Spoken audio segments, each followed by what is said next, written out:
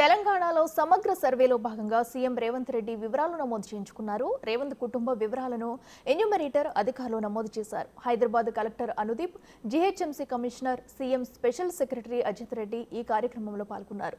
Survey పురోగతిపై CM అధికారులను అడిగిన వివరాలు తెలుసుకున్నారు. ప్రజల నుంచి స్పందన ఎలా ఉందని ముఖ్యమంత్రి ఆరా తీశారు.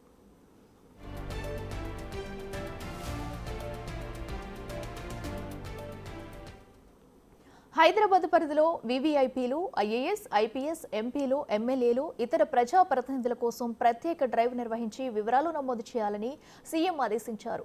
ప్రభుత్వ ఉద్యోగులు ఖచ్చితంగా సర్వేలో వివరాలు నమోదు చేసుకోవాల్సిందిగా ఆదేశాలు జారీ చేయాలన్నారు. వీలైనంత త్వరగా సర్వే పూర్తి చేసేందుకు చర్యలు తీసుకోవాలని రేవంత్ రెడ్డి సూచించారు.